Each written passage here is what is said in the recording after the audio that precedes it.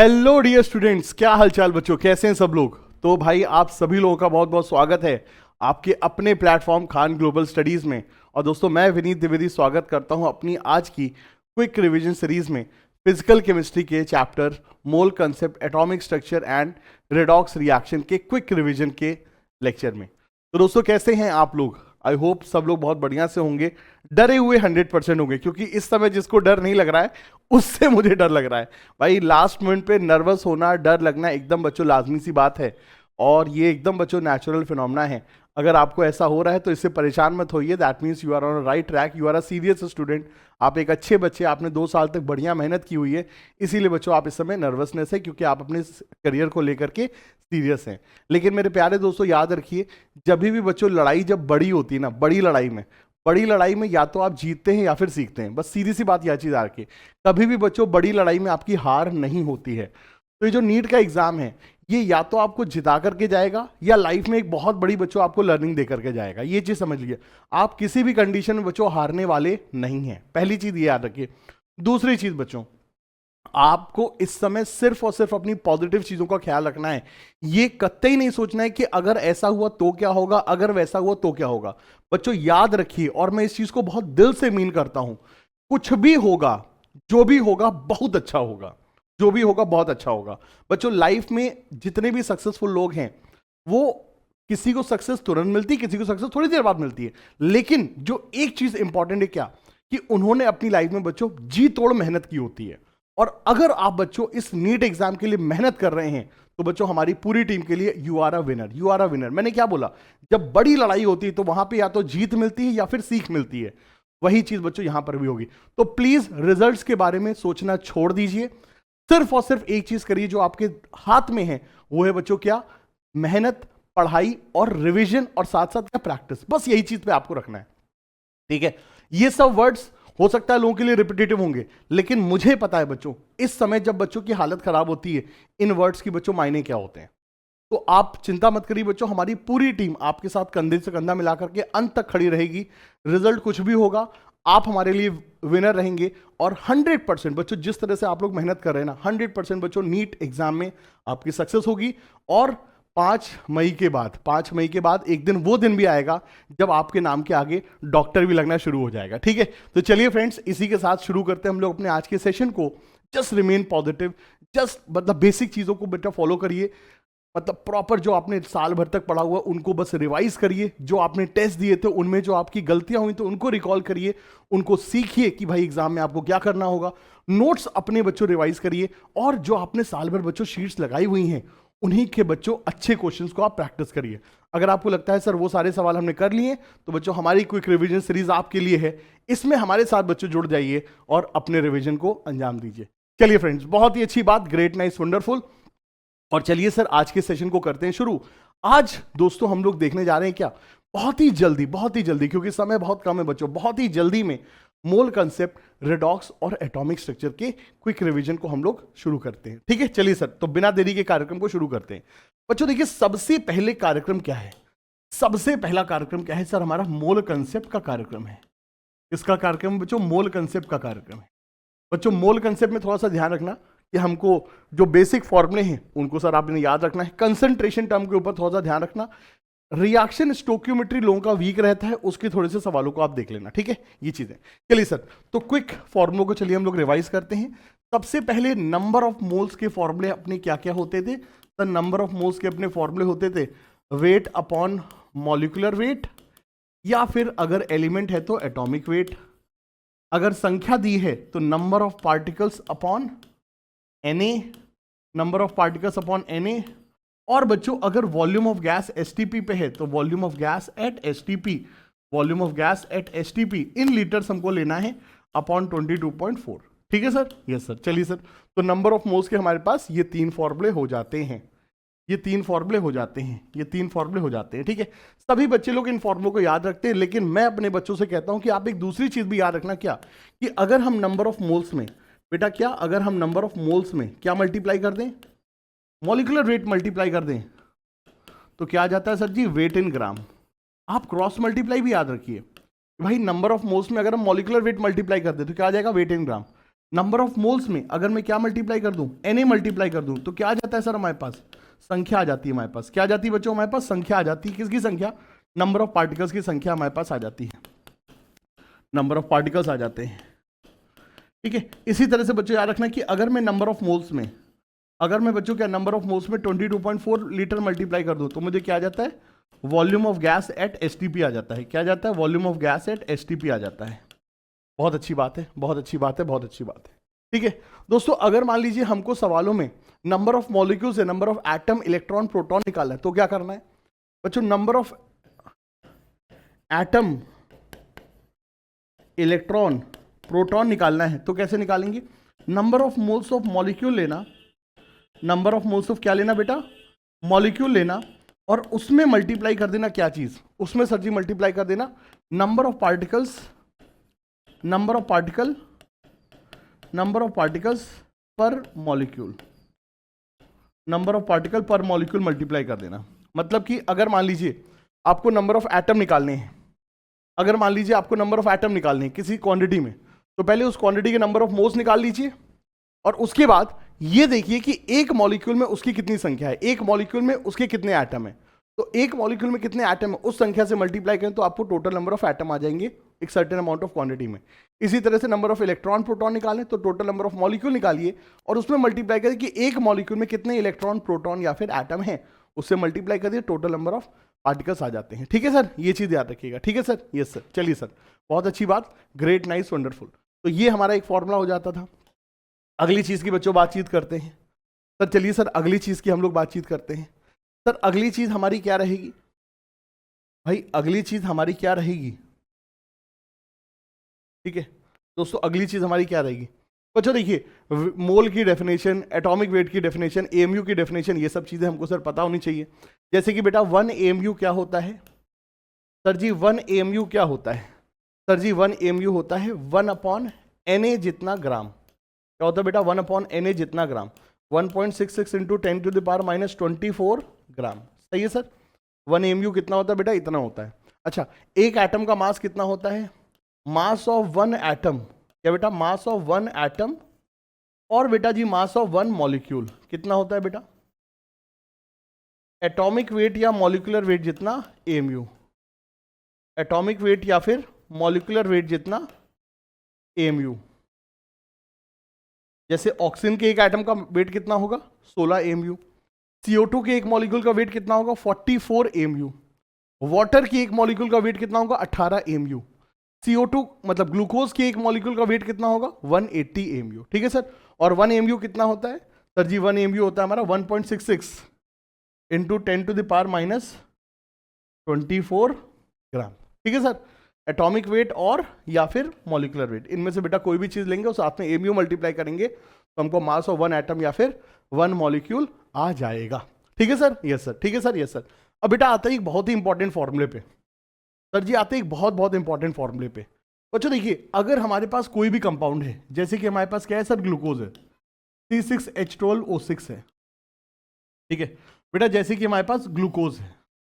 अब बेटा जी अगर मान लीजिए हमसे सवाल में कभी पूछा जाता है क्या कि ग्लूकोज में कार्बन का परसेंटेज कितना है, क्या बेटा पूछते हैं ग्लूकोज में कार्बन का परसेंटेज कितना है, या 100 ग्राम ग्लूकोज में कार्बन का परसेंटेज बता दो। देखो परसेंटेज हमेशा सेम रहेगा, चाहे आप एक मॉलिक्यूल में निकालो या 100 मॉलिक्यूल में निकालो या 1000 मॉलिक्यूल में निकालो, परसेंटेज हमेशा सेम रहेगा। तो ग्लूकोज के मॉलिक्यूल में परसेंटेज कार्बन अगर हमको निकालना है तो कैसे निकालेंगे सर? ग्लूकोज के मॉलिक्यूल में परसेंटेज कार्बन निकालना है तो बहुत आसान है। पहले आप बेटा कार्बन का एटॉमिक वेट लेना, एटॉमिक वेट ऑफ कार्बन लेना, उसको बेटा मॉलिक्यूलर वेट से डिवाइड कर देना, कंपाउंड के मॉलिक्यूलर वेट से डिवाइड कर देना, और साथ में मल्टीप्लाई कर देना क्या? Number of carbon in 1 molecule. क्या मल्टीप्लाई करोगे? Number of carbon in 1 molecule multiply कर देंगे। क्या मल्टीप्लाई करेंगे sir? Number of carbon in 1 molecule multiply कर देंगे और साथ में 100 से मल्टीप्लाई कर देंगे तो हमारे पास परसेंटेज आएगा। तो बेटा किसी भी कंपाउंड में किसी भी एलिमेंट का अगर परसेंटेज निकालना है तो atomic weight upon molecular weight into संख्या, एक मॉलिक्यूल में कितनी संख्या इनटू 100 से मल्टीप्लाई करो, परसेंटेज आ जाता है। सही है सर? चलिए सर, बहुत अच्छी बात है। अगली चीज बेटा, अगर हमारे पास एक कोई बैलेंस इक्वेशन है, अगर हमारे पास क्या बेटा कोई बैलेंस इक्वेशन है, तो भाई जी उस बैलेंस इक्वेशन में दोस्तों भाई जी क्या उस बैलेंस इक्वेशन में याद रखना, उस बैलेंस इक्वेशन में याद रखना क्या चीज बेटा, moles of stoichiometric coefficient, moles of limiting reagent, moles of क्या बेटा, limiting reagent upon stoichiometric coefficient of limiting reagent, upon क्या सर जी, स्टोकियोमेट्रिक कोफिशिएंट ऑफ क्या, limiting reagent, moles of limiting reagent upon stoichiometric coefficient of limiting reagent will be equal to moles of reagent reacted upon stoichiometric coefficient of reagent. ये जो ratio होता है ना sir, ये ratio हमेशा fix रहता है, ठीक है। किसी भी रिएक्शन में कौन सा प्रोडक्ट कितना बनेगा और कौन सा रिएजेंट कितना रिएक्ट होगा, ये कौन तय करता है, लिमिटिंग रिएजेंट तय करता है। और लिमिटिंग रिएजेंट से ही हम लोग बेटा हमेशा रिएक्शन की सारी कैलकुलेशन को कैरी आउट करते हैं, ठीक है। तो moles of limiting reagent upon SC and moles of reacted जो असली में रिएक्ट हो रहा है अपॉन उसका SC, and moles of product formed, moles of product क्या सर, फॉर्म्ड अपॉन उसका एससी। तो ये सर जी जो चीजें हैं ना, ये चीजें बेटा हमेशा फिक्स रहेंगी और इसी फॉर्मूले से हम लोग हमेशा सारे के सारे बेटा स्टोकियोमेट्रिक कैलकुलेशन के सवालों को करते हैं, ठीक है। यस सर, ठीक है, यस सर। चलिए सर जी, बहुत अच्छी बात, ग्रेट, नाइस, वंडरफुल। और इसी के आधार पे चलिए सर हम लोग कार्यक्रम को अंजाम देते हैं, ठीक है सर। चलिए सर, बहुत बहुत अच्छी बात है। तो ये एक हमने बच्चों एक क्विक रिवीजन किया हुआ है। अब बाकी जो असली खेल होता है वो तो सर कहाँ से आता है, सवालों से आता है। फिजिकल केमिस्ट्री में एवरीथिंग कहाँ से आता है बेटा, देखो सवालों से आता है। और थोड़ा सा हमको ना फास्ट चलना पड़ेगा क्योंकि अब लास्ट मोमेंट है, हमें अपने आप को वैसे ही परफॉर्म करना है जैसे कि हमें नीट में परफॉर्म करना है। और नीट में हमारा एम क्या है, 650 700 इस तरह का हमारा नंबर है। तो हमें अपनी स्पीड को ना थोड़ा सा देखो फास्ट लेकर के चलेंगे।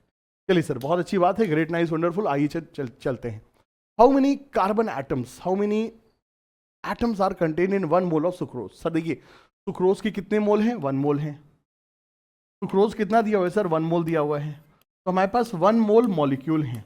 अब उनमें हमको क्या उससे हमको क्या निकालना है, नंबर ऑफ एटम निकालने हैं। तो मल्टीप्लाई कर दो कि एक मॉलिक्यूल में कितनी संख्या है। सुक्रोज की एक मॉलिक्यूल में कितनी संख्या है सर, सुक्रोज की एक मॉलिक्यूल में संख्या कितनी, 22, 12 और 11। तो ये हो जाएगी सर 34 + 1 45। तो 45 ये हो जाएंगे क्या बेटा, टोटल मोल्स ऑफ एटम। ये क्या हो जाएंगे सर जी, total moles of atom. 1 mole sucrose में कितने मोल है सर जी, टोटल मोल्स ऑफ एटम कितने हैं, 45 मोल। अगर हमसे पूछते हैं सर कार्बन के एटम, मोल्स ऑफ कार्बन के एटम बताओ, क्या बताओ, मोल्स ऑफ कार्बन एटम बताओ। सर 1 मोल सुक्रोज में क्या बताइए, कार्बन के एटम। तो भाई मॉलिक्यूल की संख्या कितनी है, 1 मोल, और कार्बन की संख्या बतानी है ना। तो एक मॉलिक्यूल में कितने कार्बन है, 12। तो सर कितने हो जाएंगे, 12 मोल कार्बन के एटम, ठीक है। तो नंबर्स निकालने के लिए सर इस तरह से करते हैं। और ये हमारा आंसर क्या हो जाएगा, कुछ नहीं बल्कि option number A. Option number A will be the correct answer. सही है सर, यस सर। चलिए सर, ओके ओके, तो ये तो वही सवाल है। Okay sir, a sample of ammonium phosphate contains 6 mole of hydrogen atom, then the number of oxygen atom in the sample. अब बेटा देखो, हमें अमोनियम सल्फेट नाम का एक कंपाउंड दिया हुआ है। हमें अमोनियम सल्फेट की मात्रा नहीं पता, लेकिन हमें किसकी मात्रा पता है सर, हमें पता है हाइड्रोजन की मात्रा। तो उससे पूछ रहा है ऑक्सीजन के एटम बताओ। तो आपको बेटा इसके लिए किस चीज की आवश्यकता है सर, आपको आवश्यकता है sir number of moles of molecule की, ठीक है। अब देखो बेटा फंडा समझो, number of moles of hydrogen, number of moles of क्या, हाइड्रोजन, क्या हो जाएगा बेटा, number of moles of molecule, number of moles of molecule. Sir compound की कितने मॉलिक्यूल, मतलब कंपाउंड में कितने मॉलिक्यूल के मोल है ये ले लेंगे हम लोग। और साथ में हाइड्रोजन की संख्या निकालनी ना, तो मल्टीप्लाई करेंगे एक मॉलिक्यूल में कितने हाइड्रोजन है। सर एक मॉलिक्यूल में कितने हाइड्रोजन है, 12, ठीक है। मान लो x मोल हैं, तो x मोल में कितने हाइड्रोजन होंगे, x × 12। x मोल कंपाउंड है तो उसमें हाइड्रोजन कितने होंगे, x × 12, ठीक है ये चीज। अब उसी कंपाउंड में ऑक्सीजन की भी बात करते हैं। So number of moles of oxygen, number of moles of क्या बेटा, ऑक्सीजन। ये क्या हो जाएगा sir, number of moles of molecule into एक मॉलिक्यूल में कितना ऑक्सीजन है, 4। बस काम खत्म। अब कितना सिंपल सा हो गया है, दोनों को डिवाइड कर दो, रेशियो आ जाएगा, आंसर आ जाएगा। चलिए सर दोनों को डिवाइड करते हैं। सर जी हाइड्रोजन कितना है, 6, ऑक्सीजन कितना है, x, जो हमको निकालना है। ऑक्सीजन की संख्या हमको क्या निकालनी है, हमको निकालनी है सर, ऑक्सीजन के एटम निकालने हैं, ठीक है। Number of moles of molecule cut जाएंगे, 12/4, 12/4। सॉल्व करेंगे sir, number of oxygen atom कितने आ जाएंगे सर जी? 2 आ जाएंगे। तो 2 मोल्स ऑफ ऑक्सीजन एटम, क्या बेटा जी? 2 moles of oxygen atom will be present. क्या बेटा? 2 moles of oxygen atom will be present. 2 moles of oxygen atom will be present. सही है सर? Yes sir. सही है सर? Yes sir. चलिए sir, great, nice, wonderful. An oxide of metal has 40% by mass of oxygen. ठीक है, metal M has atomic mass इतना, then the empirical formula of the compound. बेटा देखो ये जो सवाल है ना, that's a very very good question, और इस सवालों के लिए हमको सर देखो थोड़ा सा तैयार रहना पड़ेगा। देखो किसी भी सवाल को करने के 2 अप्रोच होते हैं, एक तो होती है मोल वाली अप्रोच और एक होती है क्या? इक्विवेलेंट वाली अप्रोच। समझिए बच्चों, किसी भी सवाल को करने के 2 अप्रोच होते हैं, एक होते हैं मोल वाली अप्रोच और एक होती है क्या? इक्विवेलेंट वाली अप्रोच। अगर हम इक्विवेलेंट वाली अप्रोच अपनाते हैं तो जिंदगी एकदम मस्त हो जाती है। इक्विवेलेंट वाली अप्रोच में याद रखना, सिर्फ हमको एक चीज फॉलो करना है, क्या? कि number of equivalents of reactant and number of equivalents of product will always be same. किसी भी कंपाउंड का कोई सा भी फॉर्मूला हो, लेकिन याद रखना उसमें नंबर ऑफ इक्विवेलेंट्स होते हैं ना, जो रिएक्टेंट्स के, वो हमेशा सेम होते हैं। ये बस बच्चों फंडा आप याद रखिए, ठीक है? तो इस तरह के सवालों में हमको क्या याद रखना है? बस ये चीज याद रखना है। तो वेट ऑफ एलिमेंट एक्स बराबर क्या? अपॉन क्या? Equivalent weight of X. ये क्या आ जाएंगे? Number of equivalent of X बराबर weight of element Y upon equivalent weight of element Y. ठीक है, weight of compound upon equivalent weight of compound. ठीक है सर, ये बच्चों बस आपको फॉर्मूला याद रखना है कि सवालों में हमेशा कुछ भी हो जाए लेकिन नंबर ऑफ इक्विवेलेंट हमेशा सेम रहेंगे। बस बच्चों काम खत्म। अब यही चीज हम लोग को यहां पर लगाना है। तो number of equivalent of oxygen, तो weight of oxygen upon equivalent weight of oxygen, upon क्या sir? Equivalent weight of oxygen. ठीक है, element M has atomic mass इतना। ठीक है, okay, weight of element upon equivalent weight of M, upon क्या sir जी? Equivalent weight of M। Weight of compound upon equivalent weight of compound, upon equivalent weight of compound. अब बेटा जी एक चीज याद रखना, कंपाउंड को जब हम इक्विवेलेंट वेट निकालते हैं ना, तो आपको बस एक चीज याद रखनी, जिंदगी का मजा आपको मिल जाएगा अभी। कंपाउंड का अगर हम इक्विवेलेंट वेट निकालते हैं तो नो मैटर कंपाउंड का फॉर्मूला क्या है, भाड़ में जाए, उससे कोई मतलब नहीं। कंपाउंड का इक्विवेलेंट क्या होता है? सिर्फ उसके कंपोनेंट के इक्विवेलेंट वेट का सम, सीधे सीधे। तो equivalent weight of M plus equivalent weight of O, equivalent weight of M plus equivalent weight of O, बस दैट्स इट। यही बच्चों बस चलेगा। ठीक है, equivalent weight of M plus equivalent weight of O, बस दैट्स इट, गेम ओवर। चलो भाई अब सवाल करते हैं। तो भाई देखो सीन क्या है, अगर हमारे पास 100 ग्राम कंपाउंड है, अगर हमारे पास क्या बेटा जी 100 ग्राम कंपाउंड है, तो उसमें मेटल कितना है सर? उसमें मेटल है 40%, 40 ग्राम। और ऑक्सीजन कितना है सर? उसमें सर जी ऑक्सीजन होगा कितना सर? 60 ग्राम। मानते हो कि नहीं मानते हो? 100 ग्राम कंपाउंड में मेटल कितना होगा? 40% है तो 40 ग्राम होगा, और ऑक्सीजन कितना होगा सर जी? 60 ग्राम होगा। तो बस काम खत्म। तो वेट ऑफ ऑक्सीजन कितना सर जी? 60। और equivalent weight of oxygen sir जी, इक्विवेलेंट वेट ऑफ ऑक्सीजन आपको याद रखना है इलेक्ट्रोकेमिस्ट्री के लिए, रेडॉक्स के लिए, मोल कंसेप्ट के लिए। ऑक्सीजन का इक्विवेलेंट वेट बेटा जी आपको याद ही रखना है। अगर O2 लेते हो तो भी 8 होगा, O लेते हो तो भी 8 होगा। तो ऑक्सीजन का इक्विवेलेंट वेट होता है 8, हाइड्रोजन का होता है 1, क्लोरीन का होता है 35.5। याद रखना है थ्रू आउट। चलिए सर, तो ये कितना हो जाएगा? 8 हो जाएगा।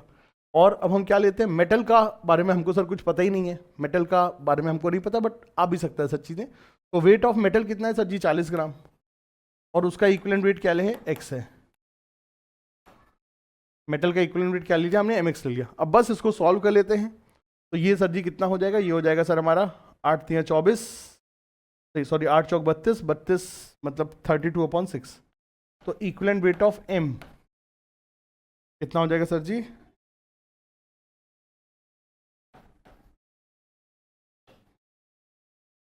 तो ये हमारा बेटा इक्विवेलेंट वेट ऑफ M हो जाएगा। चलिए सर जी, बहुत बहुत बढ़िया बात है। ठीक है सर जी, बहुत बहुत बढ़िया बात है। चलिए सर, अब बस काम खत्म, गेम ओवर। ठीक है, the metal M has atomic मास कितना? 24। अब बेटा देखो, मेटल M का इक्विवेलेंट वेट आ गया है इतना, तो उसकी वैलेंसी आ जाएगी। तो इक्विवेलेंट वेट क्या होता है सर? सर इक्विवेलेंट वेट होता है सर हमारे पास atomic weight upon valency factor, atomic weight upon valency factor. अब बस इसको हम लोग सॉल्व कर लेते हैं। ठीक है, इस चीज़ को चलिए सर जी हम लोग सॉल्व कर लेते हैं यहाँ पर। तो इक्विवेलेंट वेट कितना है सर जी? 16/3 एटॉमिक वेट कितना है सर जी 24, वैलेंसी फैक्टर निकालना है, सॉल्व कर देंगे सर 2/3, तो वैलेंसी फैक्टर कितना आ जाएगा सर जी 2/3 9/2, वैलेंसी फैक्टर कितना आ जाएगा सर जी 9/2, वैलेंसी फैक्टर कितना आ जाएगा सर जी 9/2। अब बस काम खत्म, गेम ओवर। आपको बेटा जी वो कंपाउंड पहचानना है जिसमें सर मेटल का वैलेंसी फैक्टर कितना है 9/2, उस कंपाउंड को पहचान लीजिए जिसमें सर मेटल का वैलेंसी फैक्टर कितना है 9/2। ठीक है, चलिए सर पूरे सवाल को एक बार फिर से समझाता हूं मैं। देखो सीन क्या है, याद रखना कभी भी इस तरह का सवाल होता है ना कि परसेंटेज मेटल का इतना है ऑक्सीजन का इतना है, तो समझ जाओ वो इक्विवेलेंट का सवाल होता है। एक कंपाउंड में ऑक्सीजन का परसेंटेज इतना है या मेटल का परसेंटेज इतना है, वो सब इक्विवेलेंट के सवाल होते हैं। उनमें सीधे सीधे ये फॉर्मूला चेप देना है। हमारे 100 ग्राम कंपाउंड में मेटल कितना है 40 ग्राम, ऑक्सीजन कितना है sir, sorry an oxide of metal has 40% by mass of oxygen. I am so sorry, कोई बात नहीं कोई बात नहीं, डेटा में ही तो अंतर है, कंसेप्ट तो पूरा का पूरा सेम है। ऑक्सीजन कितना है सर जी 40 ग्राम है। ठीक है, तो ऑक्सीजन अगर 40 ग्राम है, ठीक है सर, ऑक्सीजन अगर 40 ग्राम है तो मेटल कितना होगा 60 ग्राम होगा। ठीक है, अब बस इसको अगर हम सॉल्व कर लें तो सर ये अपना कितना हो जाएगा 8 छंग 48, ये 2 हो जाएगा 2 और ये 6 दूनी 12। ठीक है, तो इक्विवेलेंट वेट ऑफ मेटल अपना आ जाएगा कितना सर जी 12, ये कट जाएगा 8 छंग 48, 48 और 4 12, तो इक्विवेलेंट वेट ऑफ मेटल हो जाएगा कितना 12 हो जाएगा। अब अगर बेटा इक्विवेलेंट वेट ऑफ मेटल अगर 12 है, अगर इक्विवेलेंट वेट ऑफ मेटल कितना है सर जी 12 है, तो वैलेंसी फैक्टर कितना आ जाएगा, वैलेंसी फैक्टर कितना आ जाएगा 2 आ जाएगा। तो इक्विवेलेंट वेट है 12, एटॉमिक वेट है 24, वैलेंसी फैक्टर ऑफ एम आ जाएगा कितना, कितना आ जाएगा 2 आ जाएगा। ठीक है, तो ये हमने सर देखिए फॉर्मूला लगाया, बस परसेंटेज को लेकर के थोड़ा जल्दीबाजी में हमने थोड़ा सा गड़बड़ी कर दी थी। ठीक है, तो ऑक्सीजन का परसेंटेज कितना है 40, मतलब 100 ग्राम में 40 ग्राम है, मेटल कितना होगा 60 ग्राम। अब बस इनको हमने बेटा जी सॉल्व किया, ऑक्सीजन के नंबर ऑफ इक्विवेलेंट 40 अपॉन उसका एटॉमिक उसका इक्विवेलेंट वेट जो कि 8 होता है, मेटल का परसेंटेज कितना है सर जी 60 ग्राम है 100 ग्राम में, तो 60 अपॉन उसका इक्विवेलेंट वेट। सॉल्व करने पे इक्विवेलेंट वेट ऑफ मेटल आ गया कितना सर 12 आ गया। इक्विवेलेंट वेट ऑफ मेटल कितना आ गया सर जी 12 आ गया। ठीक है सर जी, ये 12 आ गया अपने पास, बहुत अच्छी बात है। अब ये 12 अगर आ गया तो इक्विवेलेंट वेट क्या होता है atomic weight upon valency factor. Atomic wait कितना दिया है 24 दिया है, मेटल का एटॉमिक वेट कितना दिया है 24 दिया है, तो यहां से बेटा मेटल की वैलेंसी फैक्टर आ गई 2। अब बस काम खत्म। अब आप उस ऑप्शन को चूज करिए जिसमें सर आपको मेटल की वैलेंसी फैक्टर कितनी दिख रही है 2 दिख रही है, तो वो हमारे पास कौन सा हो जाएगा सर जी थर्ड हो जाएगा। कौन सा हो जाएगा सर जी थर्ड हो जाएगा। तो इस सवाल का आंसर क्या होगा सर जी थर्ड, इस सवाल का आंसर क्या होगा बेटा जी थर्ड हो जाएगा। ठीक है सर, यस सर, चलिए सर जी बहुत अच्छी बात, आगे बढ़ते हैं। The mass of CO2 obtained on heating 20 gram of 20% calcium carbonate, ठीक है, एट 1200 केल्विन। अब देखो ये जो है ना एक बड़ा अच्छा सवाल है और बच्चे लोग इसमें ना बहुत ज़्यादा परेशान हो जाते हैं।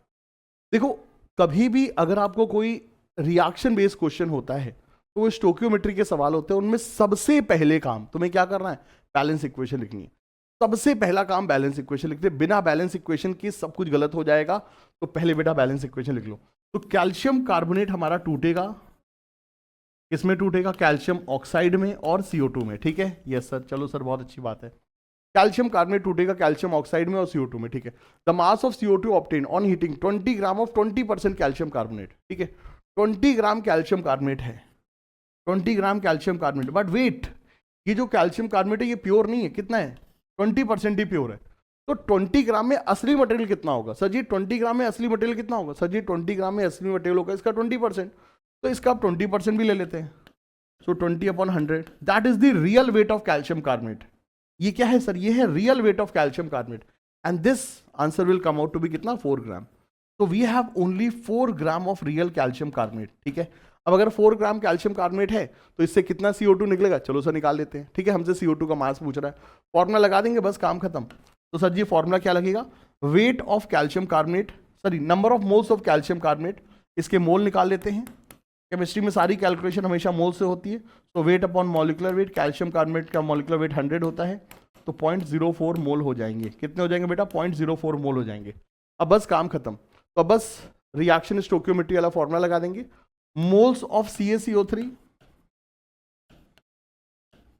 अपॉन उसका स्टोकियोमेट्रिक कोफिशिएंट, अगर सवाल में एक ही रिएजेंट है तो वही लिमिटिंग रिएजेंट होगा। अगर सवालों में बेटा सिर्फ एक रिएजेंट है तो वही लिमिटिंग रिएजेंट होगा, ठीक है। बराबर moles of CO2 upon stoichiometric coefficient of CO2। सही है सर? Yes sir. सही है सर जी? Yes sir. चलिए सर, बहुत अच्छी बात है। सवाल में CaCO3 के मोल कितने हैं? 0.04। उसका स्टोइकियोमेट्रिक कोएफिशिएंट कितना है? 1। CO2 के मोल हमको निकालने हैं,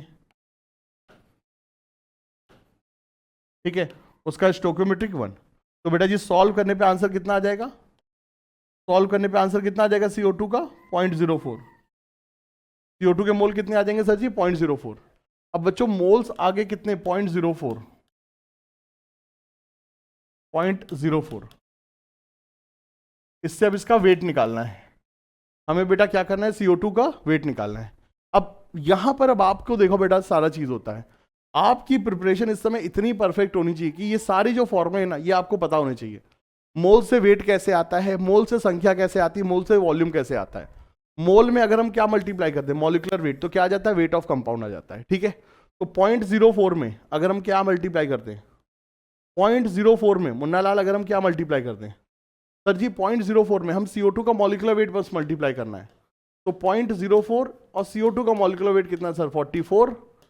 सॉल्व करेंगे सर जी, कितना आ जाएगा? 4 चौक 16 का 1,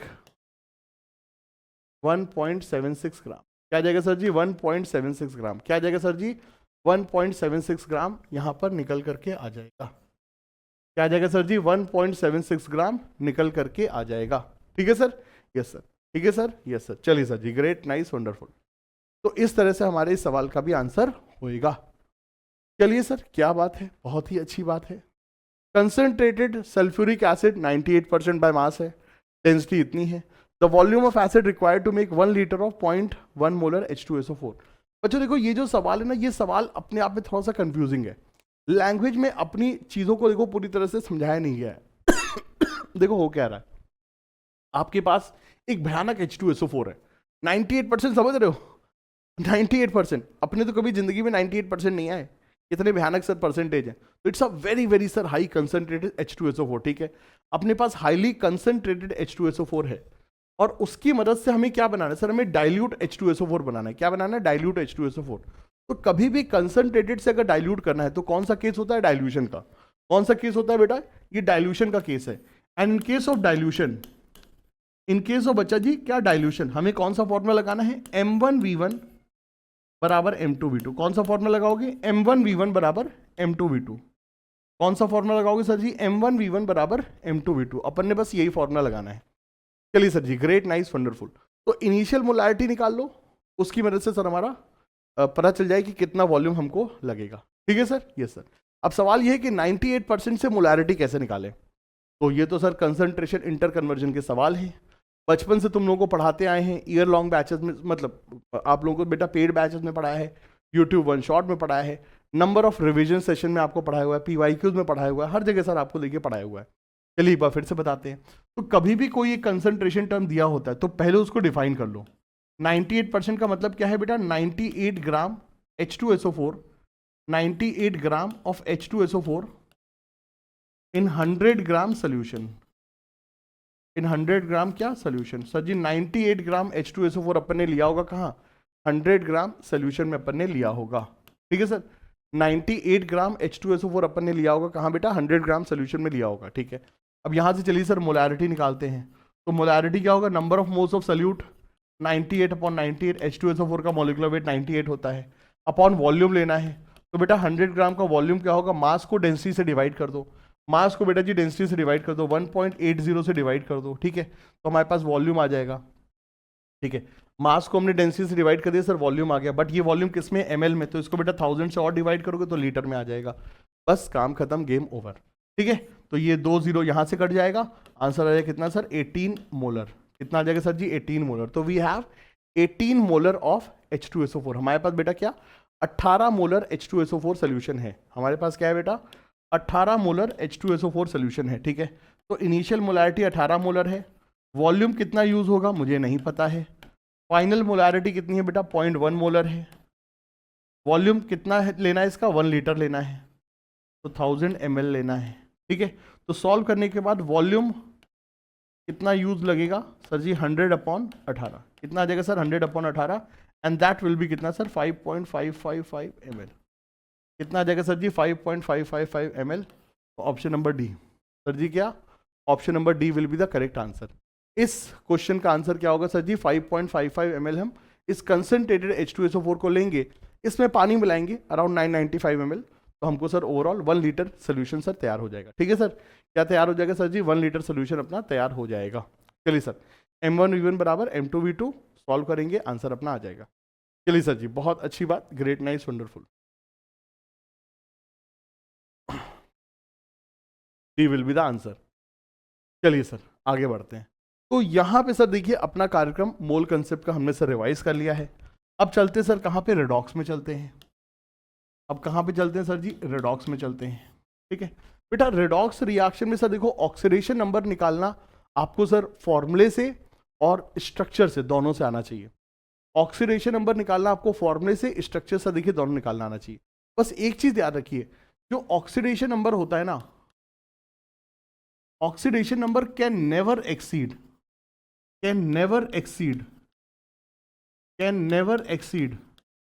नंबर ऑफ वैलेंस इलेक्ट्रॉन। बेटा ऑक्सीडेशन नंबर कभी बच्चों नंबर ऑफ वैलेंस इलेक्ट्रॉन से एक्सीड नहीं कर सकता है। समझिए बच्चों, मान लो मैं महीने में 50,000 कमाता हूं, तो क्या मैं मतलब एक रियल सिचुएशन में अगर मैं सोचूं, ठीक है, अगर मान लो मैं 50,000 कमाता हूं, तो क्या मैं 2 लाख रुपए के एक्सपेंसेस में बियर कर सकता हूँ? क्रेडिट कार्ड, डेबिट कार्ड, वो सब फंडा छोड़ दो, सब फर्जीवाड़ा है। अगर मेरी इनकम 50,000 है तो मैं खर्चा भी 50,000 या उससे कम ही करूंगा ना, उससे ज़्यादा नहीं कर सकता हूँ ना। तो वही चीज़ बेटा जी यहाँ पर भी है, किसी एटम के पास जितने इलेक्ट्रॉन हैं उतना ही तो वो इलेक्ट्रॉन लॉस कर सकता है ना, और वही लॉस के कारण जो चार्ज क्रिएट होता है दैट इज बच्चों क्या, ऑक्सीडेशन नंबर होता है। तो ऑक्सीडेशन नंबर कभी भी वैलेंस इलेक्ट्रॉन को एक्सीड नहीं करेगा। अगर कभी भी एक्सीड कर रहा है तो वहां पे समझ जाना कि पेरोक्साइड लिंकेज के कारण आपने जो आंसर निकाला वो गलत है। सही आंसर क्या होगा, वैलेंस इलेक्ट्रॉन जितना ही आप ऑक्सीडेशन नंबर तुक्का मार देना, सही हो जाएगा। ठीक है, जैसे कि बेटा जी याद रख लीजिए कि हमारे पास जो CrO5 होता है उसका ऑक्सीडेशन नंबर आ रहा है +10, बट वो गलत होता है। आप आंसर कितना करेंगे, क्रोमियम के पास जो वैलेंस इलेक्ट्रॉन है, क्रोमियम इज 3d5 4s1, तो 6 इलेक्ट्रॉन है, 6 इसका हो जाएगा। H2S2O7 में सर सल्फर का ऑक्सीडेशन नंबर कितना आ रहा है सर, H2S2O7, H2S2O8 ले लेते हैं। यहाँ पे बेटा सल्फर का ऑक्सीडेशन नंबर कितना आ रहा है सर जी, +7 आ रहा है। आप इसको काट दीजिए और सल्फर का वैलेंस इलेक्ट्रॉन कितना होता है, 6 होता है, वो आप मार्क कर दीजिए, वही हमारा आंसर होगा। ठीक है, यस सर। बेटा KMnO4 K2 Cr2O7 इन सब की वैलेंसी फैक्टर याद रखना। KMnO4 का वैलेंसी फैक्टर 5 3 1 होता है। ठीक है, एसिडिक, न्यूट्रल और एल्कलाइन मीडियम में इनका सर जी वैलेंसी फैक्टर 1 हो 3 2 मतलब 5 3 1 होता है। K2 Cr2O7 का वैलेंसी फैक्टर बेटा जी +6 होता है। इसका वैलेंसी फैक्टर कितना होता है बेटा जी, +6 होता है। ठीक है, KMnO4 I- को जबरदस्त तरीके से ऑक्सीडाइज करता है। नॉर्मली X- X2 में ऑक्सीडाइज होता है। नॉर्मली X- किस में ऑक्सीडाइज होता है, X2 में। तो I- किस में जाएगा, I2 में जाएगा। That is the most of the time things happen. लेकिन class 12th NCERT D block chemistry, class 12th NCERT D block chemistry में याद रखना, I- KMnO4 के साथ बेसिक मीडियम में किस में कन्वर्ट होता है, आयोडेट में। किस में कन्वर्ट होता है, आयोडेट में। Very very important reaction, very very important, very very important reaction. न जाने कितनी बार ये रिएक्शन रिपीट हो चुकी है। इसको याद रखना कि जो I- का जो ट्रांसफॉर्मेशन है नॉर्मली कहाँ पे होता है, आयोडेट में होता है, बेसिक में, और एसिडिक और न्यूट्रल मीडियम है। अगर बच्चों एसिडिक या फिर न्यूट्रल मीडियम है, एसिडिक या फिर न्यूट्रल मीडियम है, तो क्या होगा, I- I2 में जाएगा। ठीक है, बाकी सब जगह टेंशन मत लेना, Sn+2 Sn+4 में जाएगा, Fe+2 Fe+3 में जाएगा। ठीक है, नाइट्राइट नाइट्रेट में जाएगा, सल्फाइड सल्फेट में जाएगा, वही सब नॉर्मल चेंजेस होते हैं। ठीक है, ये चीज। अच्छा, ऑक्सलेट आयन की बेटा याद रखना, H2C2O4 ऑक्सैलिक एसिड का वैलेंसी फैक्टर कितना होता है, 2 होता है। ऑक्सलेट आयन का वैलेंसी फैक्टर कितना होता है, 2 होता है। वैलेंसी फैक्टर कितना होगा सर जी, 2 होगा। ठीक है, ये चीजें आप लोगों को ध्यान रखनी है। तो वैलेंसी फैक्टर्स को थोड़ा सा ध्यान रखना। ऑक्सीडेशन नंबर निकालते समय थोड़ा सा ध्यान रखना कि स्ट्रक्चर के कारण आपका गलत आंसर ना आ जाए। बस इतना चीज़ अगर रहता है तो बैलेंसिंग ऑफ रिडॉक्स रिएक्शन, वो सारी चीज़ें आप लोग जानते हैं। ठीक है, बाकी सारी चीज़ें हो जाती हैं। चलिए, पूरा का पूरा रिवीजन कैसे होगा, सवालों के द्वारा होगा। जब तक सवाल नहीं करेंगे सिर्फ बच्चों रामायण सुनने से काम नहीं चलेगा, आपको रियल वर्ल्ड में उतरना पड़ेगा। चलिए सर, सवालों को हम लोग देखते हैं। ठीक है, the oxidation number of phosphorus in phosphate ion, sulphur in sulphate ion, chromium in this कितना होगा सर? नॉर्मल तरीके से ऑक्सीडेशन नंबर निकालते हैं, x -2 × 4 बराबर -3। सॉल्व करने पे बेटा +5 आएगा यहाँ पर, ठीक है। सॉल्व करने पे यहाँ पे बेटा जी x -2 × 4 बराबर -2, सॉल्व करने पे बच्चा +6 आएगा। और क्रोमियम का तो हमने अभी बताया बेटा, क्रोमियम का कितना आएगा 2x -2 × 7 बराबर -2। x कितना सर जी +6 निकल करके आ जाएगा।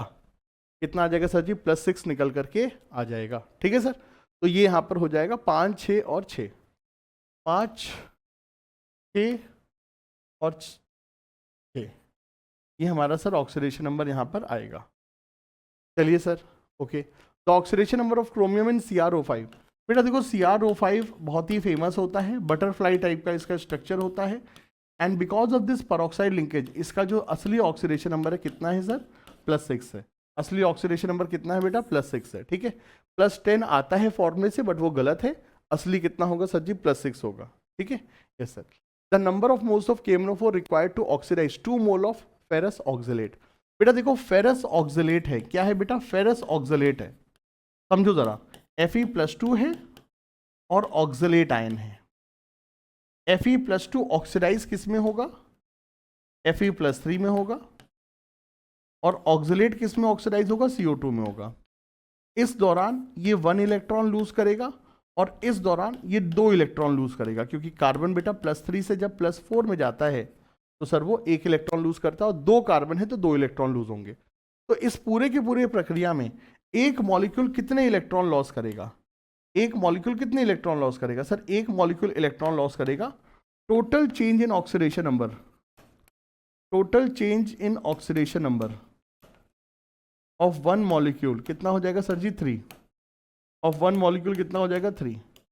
बेटा 2 हो रहा है ऑक्सीलेट के कारण, 1 हो रहा है फेरस आयन के कारण, तो टोटल इसका चेंज इन ऑक्सीडेशन नंबर कितना होगा? 3। और यही क्या होगा sir? Valency factor of ferrous oxalate. यही क्या हो जाएगा सर जी? Valency factor of ferrous oxalate. बस काम खत्म। अब अगर आपके पास वैलेंसी फैक्टर आ गया तो मामला खत्म। तो नंबर ऑफ इक्विवेलेंट KMnO4 बराबर क्या सर जी? Number of equivalent ferrous oxalate. सही सर। जितने इक्विवेलेंट KMnO4 के होंगे उतने ही इक्विवेलेंट किसके सर? फेरस ऑक्सलेट के होंगे। बेटा सवाल में हमको नंबर ऑफ मोल्स KMnO4 के निकालने हैं, ठीक है। तो मान लिए x mole, number of moles में वैलेंसी फैक्टर मल्टीप्लाई करिए सर, हमारा आ जाता है नंबर ऑफ इक्विवेलेंट, ठीक है। Yes sir. तो KMnO4 का वैलेंसी फैक्टर 5, 3, 1 होता है, एसिडिक मीडियम में 5 होता है। अब number of equivalent ferrous oxalate के कितने होंगे? नंबर ऑफ मोल्स 2 हैं, वैलेंसी फैक्टर कितना है? 3 है। सॉल्व करने पे बेटा जी कितना आ जाएगा? 6/5, 1.2, ठीक है सर। आंसर कितना होगा सर जी? 6/5। आंसर कितना होगा सर जी? 6/5 मोल हमको लगेंगे, ठीक है सर जी। तो 6/5 will be the answer, 6/5 will be the answer. चलिए सर, तो इसका वैलेंसी फैक्टर निकाल लिया फेरस ऑक्सलेट का 3। हर एक ऑक्सलेट आयन के कारण वैलेंसी फैक्टर 2 होता है, हर एक ऑक्सलेट आयन के कारण वैलेंसी फैक्टर 2 होता है, इस चीज को ध्यान रखना। The correct order of acidic strength. जबरदस्त क्वेश्चन, जबरदस्त जबरदस्त जबरदस्त क्वेश्चन। इससे अच्छा कुछ नहीं हो सकता है। लास्ट मोमेंट पे रिवीजन के लिए जो जो इंपॉर्टेंट की पॉइंट्स होते हैं, जो जो थोड़े से अलग पॉइंट होते हैं, उनको सर देखिए हमने यहां पे डाला हुआ है। बच्चा देखो, नॉर्मली ऑक्सी एसिड में क्या होता है? नॉर्मली ऑक्सी एसिड में क्या होता है? नॉर्मली ये होता है कि जो एसिडिक स्ट्रेंथ है, जो बेटा जी क्या, जो एसिडिक स्ट्रेंथ है वो डायरेक्टली प्रोपोर्शनल होती है किसके? नॉर्मली क्या होता है बेटा, जो एसिडिक स्ट्रेंथ होती है वो डायरेक्टली प्रोपोर्शनल होती है किसके सर? वो directly oxidation number of central atom, oxidation number of central atom. Sir central atom के ऑक्सीडेशन नंबर के ऊपर डायरेक्टली प्रोपोर्शनल होता है, ठीक है सर। सेंट्रल एटम के ऑक्सीडेशन नंबर पे डायरेक्टली प्रोपोर्शनल होता है, ठीक है, एसिडिक स्ट्रेंथ। अब मेरे प्यारे दोस्तों एक चीज याद रखिए कि अगर मान लीजिए बच्चों, दोस्तों अगर मान लीजिए हम लोग फास्फोरस के ऑक्सी एसिड की बात करते हैं तो वहां पर ये रूल नहीं लगता है। ये रूल क्लोरीन में लगेगा, ये रूल सल्फर में लगेगा, ठीक है, ये रूल नाइट्रोजन में लगेगा, सब जगह लगेगा, बट ये रूल हमारा फास्फोरस में नहीं लगता है, ठीक है। क्यों नहीं लगता है? आइए मैं आपको बताता हूँ। बेटा देखो H3PO2 जो होता है, क्या होता है सर? H3PO2 जो होता है वो ये होता है, ठीक है। H3PO3 जो होता है वो ये होता है, ठीक है। एंड H3PO4 जो होता है वो ये होता है। देखो थोड़ा सा अगर हम ऑर्गेनिक केमिस्ट्री को लगाएं तो बेटा होता क्या है, देखो सभी मॉलिक्यूल में कौन सा एसिडिक ग्रुप है, OH। सभी मॉलिक्यूल में कौन सा एसिडिक ग्रुप है, OH ग्रुप है, ठीक है। एसिडिक ग्रुप क्या है, OH है, यहीं से H+ निकलेगा। अब इस OH के ऊपर ये C double bond P double bond वो क्या लगेगा, -I-M। तो यहाँ पे -I-M एक के ऊपर लग रहा है, यहाँ पे -I-M दो के ऊपर डिस्ट्रीब्यूट हो जा रहा है, यहाँ पर भी जा रहा है, यहाँ पर भी जा रहा है। इसका -I-M डिस्ट्रीब्यूट हो जा रहा है, जिस कारण से इसका इफेक्ट कम लगेगा। और जितना ज्यादा -I-M होता है एसिडिक स्ट्रेंथ उतनी ज्यादा होती है। तो यहाँ पर PO का -I-M दो जगह डिवाइड हो जा रहा है, तो ये लेस एसिडिक होता है। और यहाँ पर PO का -I-M तीन जगह डिवाइड हो जा रहा है, जिस कारण से सबसे कम एसिडिक है, सबसे कम एसिडिक है। यहाँ पर -I-M क्या हो रहा है, डिवाइड हो जा रहा है सर 3OH के ऊपर। तो इसीलिए हर एक OH के ऊपर -I-M कम लग रहा है, जिस कारण से एसिडिक स्ट्रेंथ में इनहैंसमेंट कम हो रहा है, ठीक है। तो सबसे ज्यादा एसिडिक क्या होता है, ये, फिर ये, फिर ये चीज याद रखना। ऑक्सीडेशन नंबर देखोगे इसका +5 है, इसका सर +3 है, इसका +1 है। ऑक्सीडेशन नंबर से सर आंसर गलत आता है, ठीक है। हमको कैसे देखना है, स्ट्रक्चर से देखना है। और ये स्ट्रक्चर वाली चीज आप कहीं पर भी लगाओगे हमेशा सही आएगी, हमेशा सही आएगी। लेकिन हर जगह structure banana is not feasible, हमें आंसर जल्दी जल्दी करना है। तो do remember acidic strength oxidation number of central atom के डायरेक्टली प्रोपोर्शनल है, सिवाय फास्फोरस के। फास्फोरस के अलावा आप डायरेक्टली ऑक्सीडेशन नंबर के ऊपर एसिडिक स्ट्रेंथ को डिटरमाइन करा सकते हैं, सिर्फ फास्फोरस में ऐसा नहीं होता है। तो बेटा जी इसका आंसर क्या होगा सर, इसका आंसर ये होगा H3PO2 सबसे ज्यादा एसिडिक है, फिर H3PO3 and the last is H3PO4। सही है सर जी, यस सर। चलिए सर, बहुत अच्छी बात, ग्रेट, नाइस, वंडरफुल। हमको यहाँ पर ऑक्सीडेशन नंबर निकालना है। आएगा +8 लेंगे +6, आएगा +7 लेंगे +6, और आएगा +10 बट लेंगे कितना, +6, ठीक है। तो बेटा ऑक्सीडेशन नंबर हमेशा वैलेंस इलेक्ट्रॉन से बराबर या उससे कम ही होना चाहिए। कभी भी ऑक्सीडेशन नंबर वैलेंस इलेक्ट्रॉन को एक्सीड नहीं करना चाहिए। अगर कर रहा है तो आप वहां पर तुक्का मार दीजिए, कितना, वैलेंस इलेक्ट्रॉन जितना, वैलेंस इलेक्ट्रॉन जितना तुक्का मार दीजिए, वही सही आंसर है। चलिए sir, the oxidation number of Fe in brown ring complex. Sir जी ब्राउन रिंग कॉम्प्लेक्स में आयरन का oxidation number, very very NEET probable question, ठीक है, इनऑर्गेनिक केमिस्ट्री का है। FeH2O5 NoSO4, ठीक है सर, ब्राउन रिंग कॉम्प्लेक्स ये होता है। अब बेटा ध्यान रखना, यहां पर NO नहीं होता है, यहां पर NO+ होता है। NO क्या होता है बेटा, NO+ होता है, ठीक है। तो आयरन X, पानी 0, NO+1 अवस्था में है, और सल्फेट -2 अवस्था में। बेटा सॉल्व करने पर X हमारा +1 आ जाएगा। तो ब्राउन रिंग कॉम्प्लेक्स में आयरन का ऑक्सीडेशन नंबर +1 होता है, और NO भी हमारा +1 अवस्था में ही होता है, ठीक है, यस सर, ठीक है, यस सर। चलिए सर जी, बहुत अच्छी बात है, आगे बढ़ते हैं।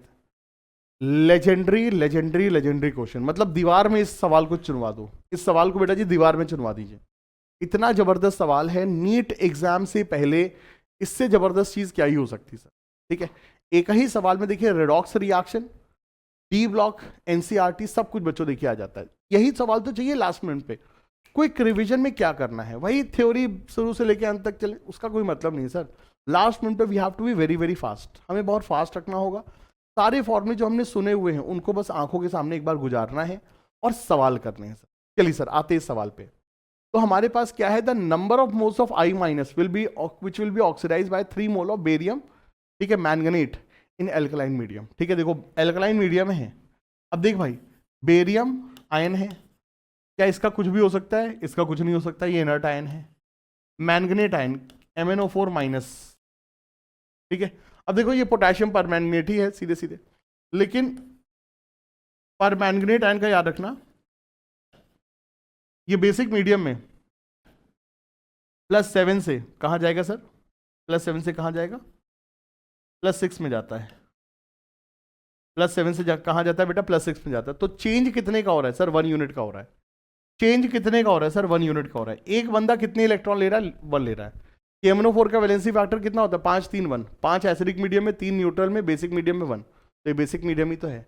तो सर जी बेसिक मीडियम में परमैंगनेट आयन का वैलेंसी फैक्टर क्या होगा, 1 होगा, ठीक है। इसका वैलेंसी फैक्टर क्या है, 1 है। अब यहां पर एक मॉलिक्यूल में कितने परमैंगनेट आयन है, 2। एक मॉलिक्यूल में कितने परमैंगनेट आयन है? 2। तो 2 आयन होने के कारण इसका वैलेंसी फैक्टर क्या होगा? 2। ठीक है, बेरियम परमैंगनेट का वैलेंसी फैक्टर क्या होगा? 2 होगा। ठीक है, यस सर, ठीक है, यस सर। परमैंगनेट का वैलेंसी फैक्टर 1 होता है, लेकिन बेरियम परमैंगनेट का वैलेंसी आयन फैक्टर 2 होगा। क्यों? क्योंकि इसके एक मॉलिक्यूल में 2 परमैंगनेट आयन है। ठीक है, चलिए सर, बहुत अच्छी बात है। अब हमने इस तरह के कितने मॉलिक्यूल लिए हैं? 3 मोल लिए हुए हैं हमने, इसके 3 मोल लिए हुए। तो अब क्या होगा, चलिए आइए समझते हैं। अब देखो I माइनस का वैलेंसी फैक्टर, देखो अगर I माइनस I2 में जाता है तो इसका बदलाव 1 से 0 में हो रहा है, वैलेंसी फैक्टर 1 होगा। लेकिन इन बेसिक मीडियम क्या होता है? I माइनस किस में जाता है? आयोडेट आयन में। I माइनस किस में जाता है? आयोडेट आयन में। बेसिक मीडियम में कहां जाता है? I माइनस आयोडेट में जाता है। -1 से +5 जाता है। तो यहां पे इसका वैलेंसी फैक्टर कितना हो जाएगा? 6 होगा। कितना इसका वैलेंसी फैक्टर होगा? 6 होगा। तो इस चीज को भी सर हमने ध्यान रखना है। देखो कितनी सारी केमिस्ट्री लग रही है, मतलब it's a complete question, it's a complete question. ठीक है, तो बेटा जी यहां पर हमको ध्यान रखना है कि I माइनस का जो वैलेंसी फैक्टर है बेसिक मीडियम में हम लोग आयोडेट में कन्वर्जन के कारण क्या लेंगे? 6 लेंगे। ठीक है, I माइनस का क्या लेंगे सर जी? वैलेंसी फैक्टर क्या लेंगे सर जी? 6 लेंगे। बहुत बहुत बढ़िया बात। क्या मैंने बोला बेटा? बहुत बहुत बढ़िया बात, वेरी वेरी गुड। ठीक है सर, चलिए सर जी, बहुत अच्छी बात है। तो I माइनस किस में जा रहा है सर जी? आयोडेट में जा रहा है। अब बस चलिए सर जी बात करते हैं। तो number of equivalent I minus बराबर number of equivalent barium manganate ion, barium manganate ion. ठीक है सर, अब देखो नंबर ऑफ इक्विवेलेंट कैसे आते हैं? Number of moles x, valency factor कितना है सर? 6 है। इसके नंबर ऑफ मोल्स कितने हैं? 3 है। वैलेंसी फैक्टर कितना है? 2 है। तो बेटा जी x कितना आएगा? 1 मोल। x कितना आएगा? 1 मोल। तो वी विल यूज कितना? 1 mole of I minus. Sir क्या होगा? 1 मोल I माइनस यूज होगा to react with 3 mole of barium permanganate ion. सही है सर? Yes sir. चलिए सर जी, बहुत बहुत अच्छी बात।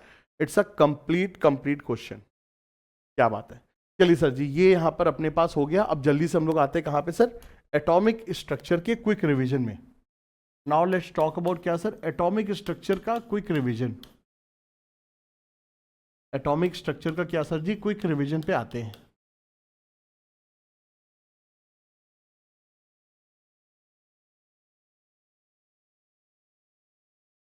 चलिए सर जी, नाउ लेट्स टॉक अबाउट क्या सर? एटॉमिक स्ट्रक्चर की क्विक रिवीजन पे आते हैं। देखो बेटा यहाँ पे ना बोर्स मॉडल, बोर्स के जो फॉर्मूले उसको आप ध्यान रखिए।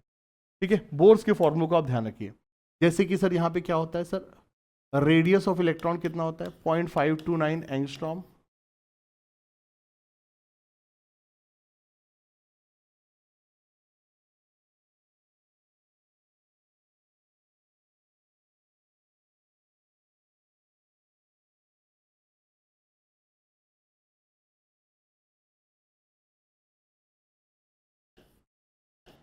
ठीक है सर, तो बोर्स मॉडल के जो फॉर्मूले हैं बच्चों, देखिए हमको वहां पर सर हमको आना पड़ेगा। तो यहां पे सर देखिए क्या फॉर्मूले निकल करके आते हैं। ठीक है सर, बोर्स मॉडल में सर देखिए हमारे पास क्या फॉर्मूले निकल करके आते हैं। और देखिए सबसे पहले अगर हम टोटल एनर्जी की बात करें तो टोटल एनर्जी का फॉर्मूला जिसके ऊपर पूरा पूरा एब्जॉर्प्शन स्पेक्ट्रम बेस्ड होता है, कितना होता है? -13.6 into Z square upon N square electron volt. ठीक है सर, ये होता है। काइनेटिक एनर्जी की सर बात करेंगे सर, काइनेटिक एनर्जी का यही फॉर्मूला रहेगा, बस प्लस में रहेगा, -13.6 Z square upon N square electron volt. Potential energy, क्योंकि अट्रैक्शन हो रहा है, इलेक्ट्रॉन और न्यूक्लियस में अट्रैक्शन है, तो इसी का बेटा डबल होगा, -2 of 13.6 into Z square upon N square electron volt. सही सर। अब बेटा वेलोसिटी की बात करेंगे तो 2.186 इंटू 10⁶ मीटर पर सेकेंड इंटू जेड अपॉन। ठीक है, रेडियस की बात करें 0.521 angstrom into N square upon. ठीक है, 0.521 angstrom into N square upon Z. ये दोस्तों हमारे पास रेडियस का फॉर्मूला हमारे पास निकल करके आ जाता है। ठीक है सर? Yes sir. ठीक है सर? Yes sir. तो ये हमारे पास बच्चों देखिए सारे के सारे फॉर्मूले बोर्स मॉडल के 0.521 एंगस्ट्रॉम, 2.186 -13.6, ये सारे के सारे फॉर्मूले लगेंगे। रिडबर्ग फॉर्मूला याद रखिए। रिडबर्ग फॉर्मूला हमारा क्या होता है? 1/λ बराबर r into 1/n1 square -1/n2 square into Z square. ठीक है सर, ये चीज, ये हमारा रिडबर्ग फॉर्मूला हो जाता था। अब एक चीज याद रखना कि जब भी इलेक्ट्रॉन, बेटा याद रखना, जब भी इलेक्ट्रॉन मान लीजिए मान लीजिए बेटा 4 से 1 में आ रहा है इलेक्ट्रॉन, मान लीजिए बेटा कभी भी 4 से 1 में आ रहा है, तो क्या क्या स्पेक्ट्रम निकल सकते हैं, इसका भी थोड़ा सा आइडिया रखिए, क्योंकि कई बार पूछ लेते हैं find out all the emission spectrum except Lyman series, all the emission spectrum except Balmer series, ये सब। तो आपको सारे एमिशन स्पेक्ट्रम पता होने चाहिए। देखो एब्जॉर्प्शन के समय क्या होता है, सिंगल एक्साइटेशन होता है, तो एक ही बार में इलेक्ट्रॉन को जहां जंप कराना है करा दीजिए। लेकिन एमिशन में क्या होता है सर, मल्टीपल एक्साइटेशन संभव है। मतलब क्या, इलेक्ट्रॉन जब 4 से 1 में आ रहा है तो देखो कैसे कैसे आ सकता है। पहले सारे ट्रांजिशन 1 वाले कर लीजिए, फिर सारे ट्रांजिशन 2 वाले कर लीजिए, एंड देन सारे ट्रांजिशन 3 वाले।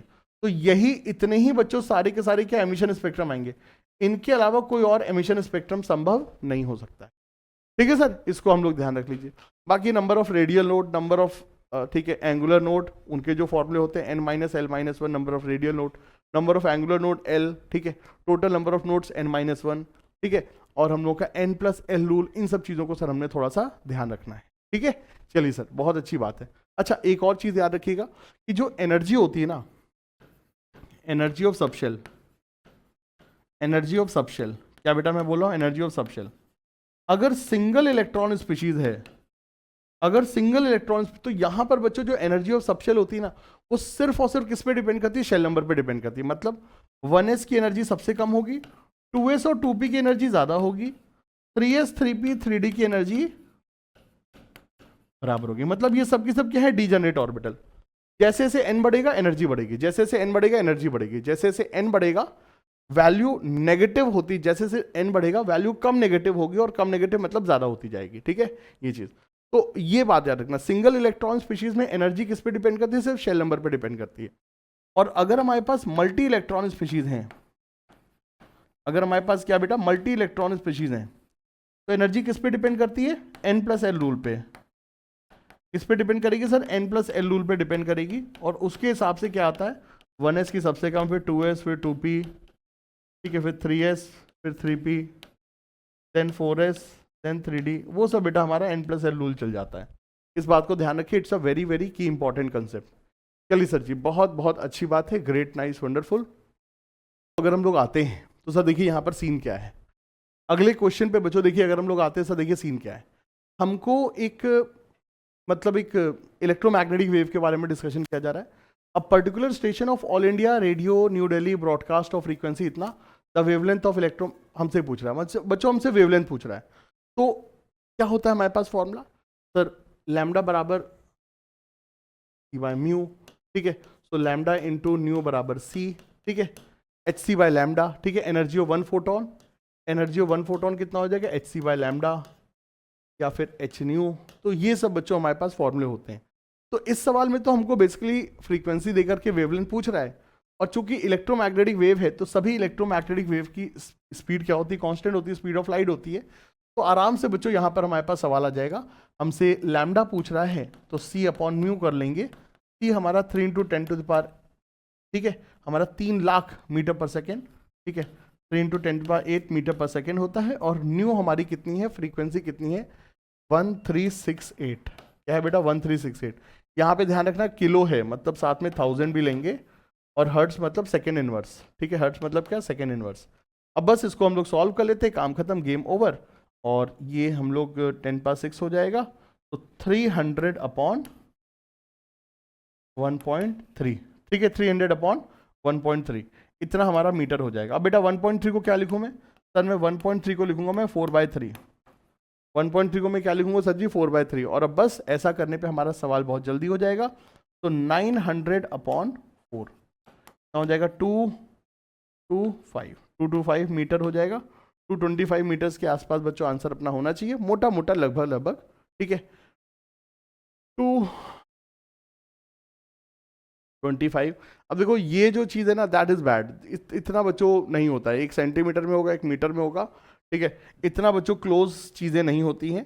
तो ये जो ऑप्शन है ना, ये हमारा सर्टेनली बच्चों क्या सेंटीमीटर में रहा होगा, ये ऑप्शन हमारा बेटा क्या सर्टेनली सेंटीमीटर में रहा होगा। कभी भी नीट में इस तरह के ऑप्शन नहीं होते 0.3 0.2 टाइप का। तो अगर हम इसको लगभग बेटा सॉल्व करेंगे तो 220 की रेंज में जो भी आंसर आ रहा है उसी को हम लोग यहाँ पर बच्चों मार्क करेंगे, ठीक है। ऐसा कभी भी नहीं होगा, ऐसा बच्चों कभी भी नहीं होगा कि आपको नीट में बच्चों जो ऑप्शंस होंगे they are very very close, क्योंकि नीट में जो सवाल हमको करने ना, क्या करने, 1 मिनट के अंदर सवाल पढ़ना है, ऑप्शंस एक्सप्लोर करने हैं और कैलकुलेशन करनी है, तो वो ऑप्शंस थोड़े से दूर दूर ही रहते हैं, ठीक है। तो इट शुड बी सेंटीमीटर, यही होगा। बाकी अगर अगर आ गया मीटर में ना, तो बिना कैलकुलेटर के आप सवाल नहीं कर पाओगे, तो डोंट वरी। चलिए सर आगे बढ़ते हैं। Which of the following series of transition of hydrogen fall in visible region? Sir Lehman series होती है यूवी, ठीक है, बाल्मर होती है विजिबल, और पाशन ब्रैकेट ये सब क्या होती है, इंफ्रारेड। तो दोस्तों क्या होगी हमारी, बाल्मर सीरीज होगी विजिबल लाइन, ठीक है। बाल्मर सीरीज बच्चों हमारी विजिबल लाइन को बिलोंग करेगी। If the radius of second Bohr orbit of helium इतना, what is the radius of third Bohr orbit of lithium?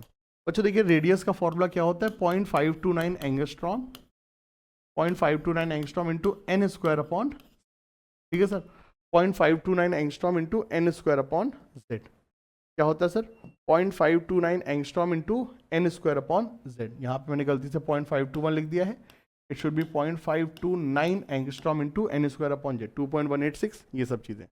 चलिए सर बहुत अच्छी बात है। तो हमारे पास रेडियस का फॉर्मूला ये होता है। अब हमको दो लोगों के रेडियस कंपेयर करना है, लिथियम और हीलियम, ठीक है। तो रेडियस ऑफ हीलियम, ठीक है, z कितना होगा सर इसका 2 होगा, n कितना दिया है यहाँ पे सेकेंड दिया है, ठीक है, अपॉन रेडियस ऑफ क्या लिथियम, z कितना होगा इसका 3 होगा, n कितना दिया है इसका थर्ड दिया हुआ है, ठीक है। अब चलो फॉर्मूला लगा देते हैं, 0.529 angstrom into N square upon Z, तो 2 स्क्वायर अपॉन 2, और 0.529 angstrom into N square upon Z, 3 square upon, तो बेटा जी सॉल्व करने पे वैल्यू कितनी आएगी, 2/3 आएगी। कितनी आएगी, 2/3 आएगी। बस काम खत्म। हमको हीलियम का दिया हुआ है 105, हीलियम का दिया हुआ 105, तो रेडियस ऑफ लिथियम हमको निकालना है। तो radius of lithium will tends out to be 105 into 3/2, तो हो जाएगा 315/2, मतलब कि 157 के आसपास, 158 के आसपास आ जाएगा। किसमें, पिकोमीटर में, 158.7 समथिंग कुछ पिकोमीटर अपना निकल आएगा, ठीक है, 158.7 समथिंग कुछ पिकोमीटर निकल आएगा। चलिए सर बहुत अच्छी बात है। अगले सवाल पे आते हैं। Select the correct statement from the following. Atoms of all element are composed of 2 fundamental particles. क्या सभी एलिमेंट 2 फंडामेंटल पार्टिकल्स से? नहीं, 3 से, electron, proton, neutron. The mass of electron 9.1 10 31 kg, एकदम सही बात है। All the isotope of given element show some same chemical properties. जितने भी आइसोटोप्स होते हैं वो सेम केमिकल प्रॉपर्टीज शो करते हैं। चलिए इसके बारे में बात करेंगे। Protons and electrons are collectively known as nucleon, no never not, वो अलग अलग जगह होते हैं। Dalton's theory regarded the atom as ultimate particle of metal, एकदम सही बात है। तो बच्चों देखिए जितने भी आइसोटोप्स होते हैं दोस्तों, जितने भी आइसोटोप्स होते हैं बच्चों, आइसोटोप की फिजिकल प्रॉपर्टीज थोड़ी सी अलग अलग होती हैं, बट केमिकल प्रॉपर्टीज सेम होती हैं, ठीक है। तो आइसोटोप की फिजिकल प्रॉपर्टीज थोड़ी सी अलग होती हैं, but there chemical behaviour is almost same. तो इसका आंसर क्या होगा, BCE, B, C and E will be the answer, ठीक है sir, BCE will be the answer.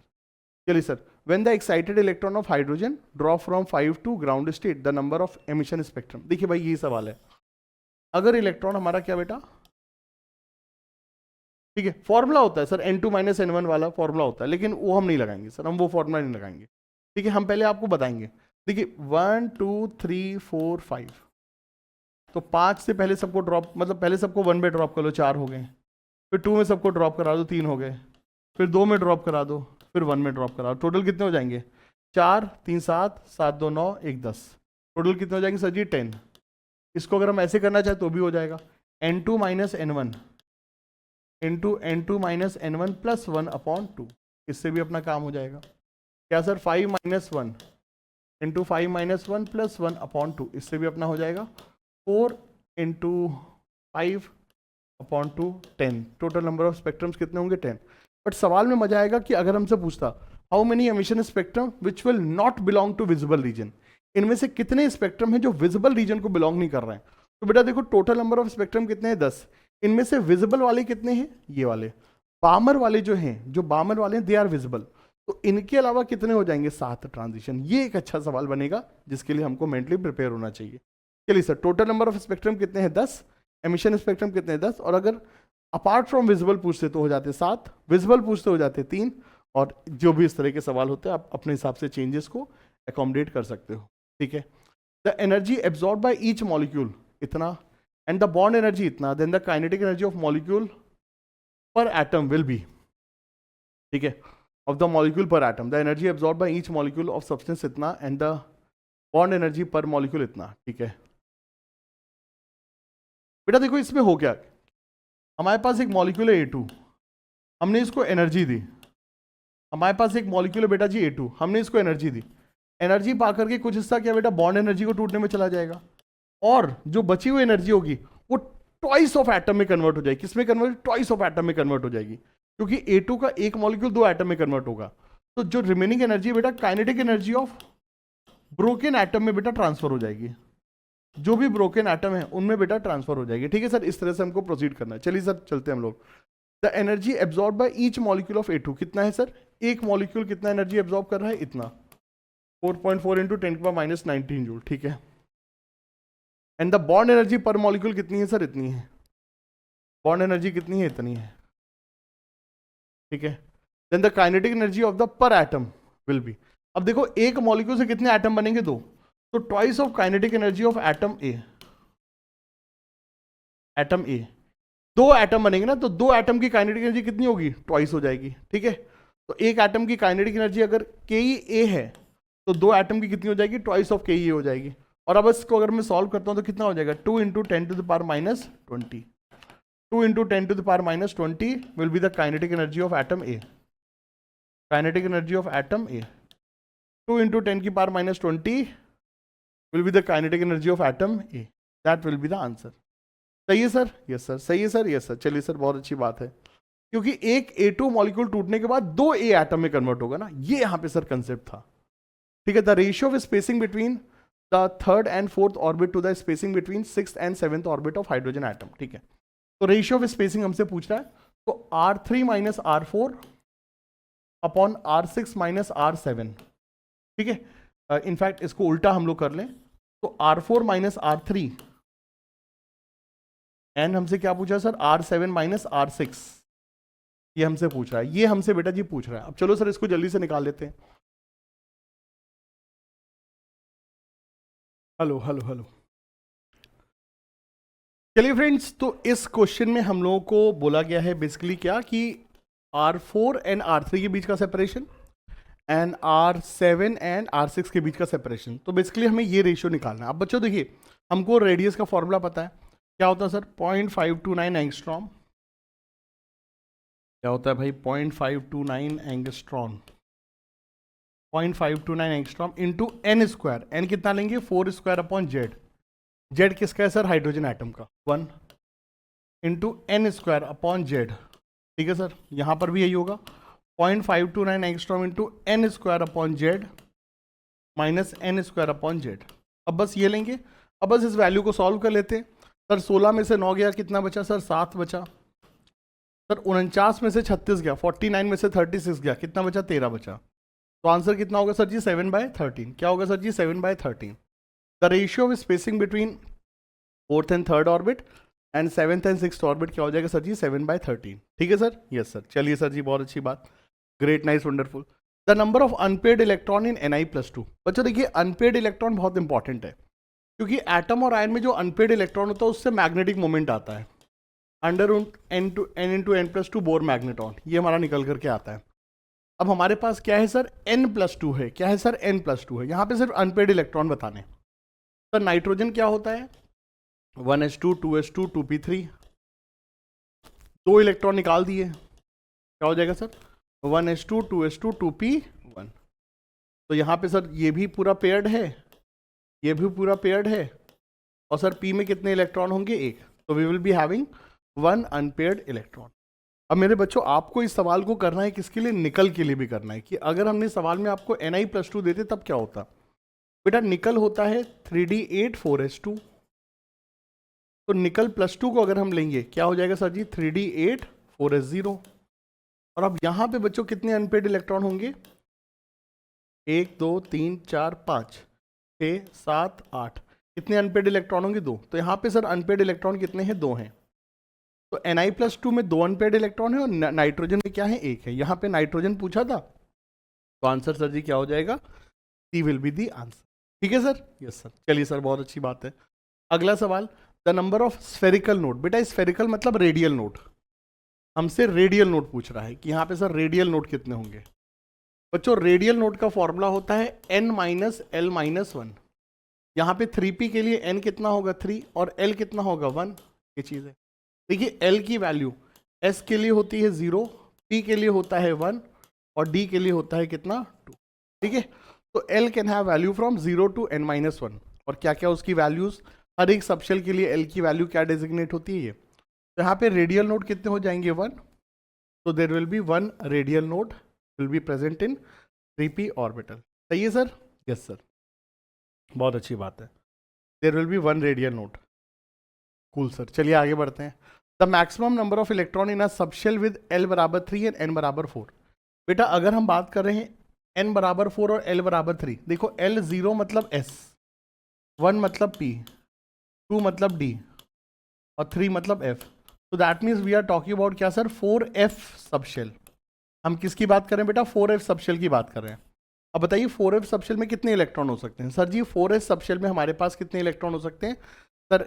s में 2 होते हैं, p में 6 होते हैं, d में 10 होते हैं और f में 14। तो there will be 14 electrons can be present in 4f subshell. कितने होंगे सर जी? 14 इलेक्ट्रॉन। बहुत अच्छी बात है। अगले में आते हैं, the orbital angular momentum. The orbital angular momentum for electron in d orbital. बच्चों देखिए ऑर्बिटल एंगुलर मोमेंटम का फॉर्मूला क्या होता है? ऑर्बिटल एंगुलर मोमेंटम का फॉर्मूला होता है under root L into L plus one H upon. ठीक है, अगर हमसे सिर्फ एंगुलर मोमेंटम ऑफ इलेक्ट्रॉन पूछता, अगर हमसे एंगुलर मोमेंटम ऑफ इलेक्ट्रॉन पूछता तो क्या होता sir formula? M V R बराबर एन एच अपॉन, ठीक है, एम वी आर बराबर एन एच अपॉन 2 पाई, और ये क्या होगा under root L into L plus one H upon 2 pi. ठीक है ये चीज।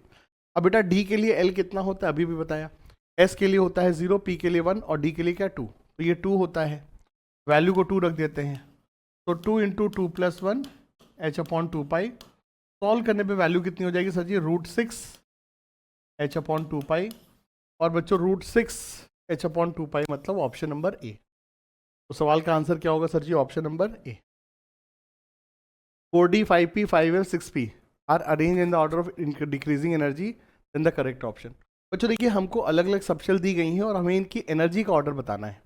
देखो यहाँ पे अगर हाइड्रोजन लाइक स्पीशीज होती है, अगर सिंगल इलेक्ट्रॉन स्पीशीज होती है, हाइड्रोजन के लिए बात करते हैं, तो हाइड्रोजन में क्या होता है सिर्फ n देखते हैं, 4d की एनर्जी सबसे कम, फिर 5p और 5f की बराबर और फिर 6p की ज़्यादा। लेकिन दूसरे केसेस में मल्टी इलेक्ट्रॉन स्पीशीज में अगर हम बात करते हैं तो क्या देखना होगा? n प्लस एल देखना होगा। और n प्लस एल वैल्यू को अगर मैं देखूं तो बेटा 4d के लिए n हो जाएगा और l हो जाएगा, n हो जाएगा 4 और l हो जाएगा कितना हो जाएगा? 0 1 2 2 हो जाएगा इसके लिए l की वैल्यू। ठीक है, 5p के लिए n हो जाएगा 5 और ये हो जाएगा 1। 5f के लिए क्या हो जाएगा सर? 5 और 3। और 6p के लिए क्या हो जाएगा? 6 और, तो n प्लस एल की वैल्यू कितनी इनकी हो जा रही है सर? 6 6 8 एंड 7। तो सबसे कम एनर्जी किसकी होगी सर? सबसे कम एनर्जी होगी 4d की, क्योंकि इसका n प्लस एल कम है। अगर n प्लस एल सेम होता है तो n के हिसाब से एनर्जी निकालते हैं, जिसका n कम उसकी एनर्जी कम। तो 4d सबसे कम, फिर 5p, इनका n प्लस एल कम है, उसके बाद हो जाएगा 6p एंड देन 5f। तो ये हमारे पास हो जाएगा और इस हिसाब से दोस्तों हमारा आंसर क्या आएगा? क्या आंसर आएगा सर? ये वाला,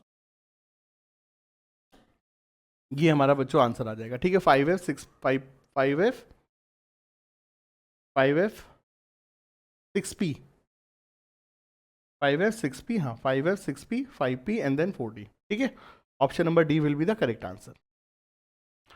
चलिए सर, तो इसी के साथ हम लोगों का बच्चों mole concept, atomic structure and redox reaction का एक क्विक रिवीजन बच्चों हम लोगों का कंप्लीट हो जाता है। तो देखिए कितने बेहतरीन तरीके से हमने सारे की कंसेप्ट को रिवाइज कर लिया, सारे जो इंपॉर्टेंट सवाल थे, बेरियम मैग्नेट वाला सवाल कितना इंटरेस्टिंग था वो सब देख लिया, कहाँ पे ऑक्सीडेशन नंबर क्या लेना है, वैलेंसी फैक्टर क्या लेना है, सारी जो बच्चों की पॉइंट्स को हमने बहुत ही कम समय में रिवीजन कर लिया। अब आते हैं बच्चों अगली क्लास की तरफ। आपको एक एक दिन में 3 क्लासेस करा रहे हैं, एक एक दिन में 9 चैप्टर रिवाइज करा रहे हैं। It's a big burden, but हाँ ये बर्डन हमको लेना पड़ेगा अगर हमको एक बड़ी हौसला, बड़ा जंग हमको जीतनी है तो। और याद रखिए बच्चों, बड़ी जंग में या तो हम जीतते हैं या तो सीखते हैं, और हमको 100% जीतने को ही मिलेगा, क्योंकि हमारे इरादे नेक हैं और हमारी मेहनत बच्चों ईमानदारी से हो। ठीक है सर, तो इसी उम्मीद के साथ, इसी पॉजिटिविटी के साथ मैं विनीत द्विवेदी लेता हूँ आपसे विदा। Thank you so much, bye bye, take care. मिलते हैं अगले बच्चों के रिविजन सेशन में परसों की क्लास में। चलिए सर।